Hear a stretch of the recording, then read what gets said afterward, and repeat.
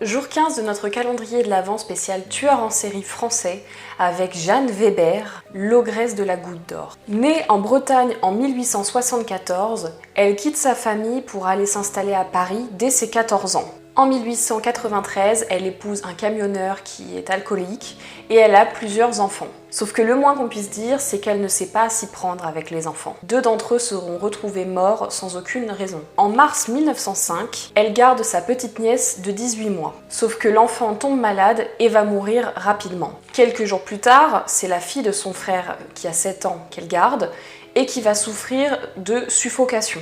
On voit à ce moment-là des marques de strangulation sur son cou, comme il y en avait sur l'autre enfant d'ailleurs, mais on n'en tient pas compte. En avril 1905, c'est son neveu Maurice, 2 ans, qui est retrouvé plein de marques dans son cou. Finalement, on va réussir à se rendre compte qu'il s'agit de Jeanne et on va lui reprocher 8 meurtres en tout. Et 3 d'entre eux concernent ses propres enfants. Sauf qu'elle sera acquittée, faute de preuves, et va tuer à nouveau. En 1908, on décide que ça suffit et donc on va l'interner. Et Jeanne finira par mourir de maladie 10 ans après son internement. On estime que c'est sa maladie qui l'a poussée à étrangler des enfants.